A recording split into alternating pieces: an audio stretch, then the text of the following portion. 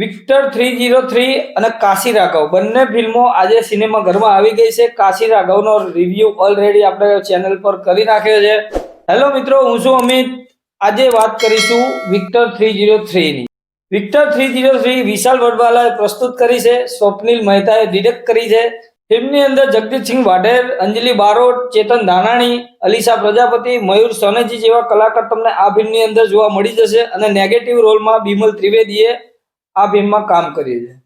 ફિલ્મની કહાની વિક્ટર જે છોકરીને પ્રેમ કરતો હોય છે એ છોકરીના મેરેજ બીજા જોડે થવાના હોય છે. એની પ્રેમિકાના ઘરે જઈને ફટાકડા ફોડે છે.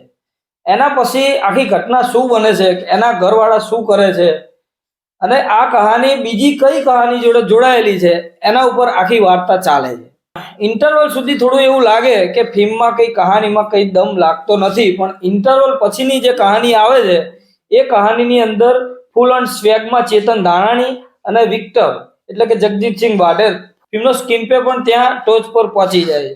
ફિલ્મની સિનેમેટોગ્રાફી સારી છે, સોંગ એકદમ અદ્ભુત છે, બીજીએમ ફિલ્મનું જબરદસ્ત માઇન્ડ બ્લોઈંગ છે. ફિલ્મનું ડિરેક્શન પણ અહીંયા સારું દેખાઈ આવે છે. જે ફિલ્મમાં કેરેક્ટર આપેલા છે એ કેરેક્ટર પૂરેપૂરી જવાબદારીથી એનો રોલ નિભાવી શકે છે. ફિલ્મની અંદર જગદીશસિંહ વાઢેર છવાયેલા દેખાય છે.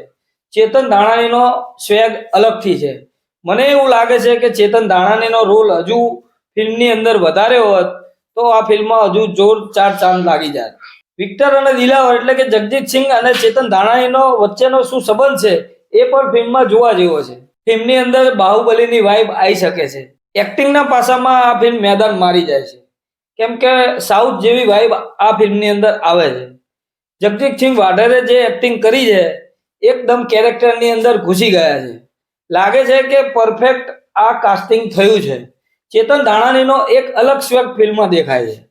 અલીશા પ્રજાપતિનું કામ પણ અહીંયા નોટિસ કરવા જેવું છે. જગદીશસિંહ વાઢેરની પ્રેમિકાનો રોલ કર્યો છે, પણ ફિલ્મની અંદર જેટલો બી રોલ મળ્યો છે એટલો બહુ સરસ રીતે નિભાવ્યો છે. અંજલિ બારોટનું કામ પણ અહીંયા સારું છે. મયુર સોનેજીએ પણ સારી એક્ટિંગ કરીને બતાવી છે. બિમલ ત્રિવેદી આમ તો નેગેટિવ પાત્ર દરેક ફિલ્મોમાં કરતા હોય છે, પણ આ ફિલ્મની અંદર એક અલગ પ્રકારનું નેગેટિવ પાત્ર છે. એ ખરેખર જોવાની મજા આવે છે. આ ફિલ્મને મારધારવાળી મસાલા ફિલ્મ કહી શકાય, કેમ કે ફિલ્મની અંદર જે ફાઇટ સીન લીધા છે એ પણ બહુ અદ્ભુત રીતે લીધેલા છે. ઓલ ઓવર જોવા જઈએ તો ફિલ્મ એક સારો કોન્સેપ્ટ છે, એકદમ કહાની નવી લાગે છે. આ ફિલ્મને ડિસન્ટ વોચ કહી શકાય. તમે જો વિક્ટર 303 જોવા જવાના છો અથવા તો જોઈ છે તો તમને ફિલ્મ કેવી લાગી છે અને સૌથી બેસ્ટ એક્ટિંગ તમને કોની લાગી છે એ તમે કોમેન્ટ બોક્સમાં જરૂરથી કહેજો.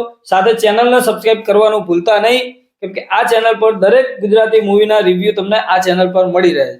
સિનેમા શો તરફથી આ ફિલ્મને 3.5 સ્ટાર. મળીએ મિત્રો નેક્સ્ટ વિડીયોમાં નવી ફિલ્મ સાથે સિનેમા શો પર.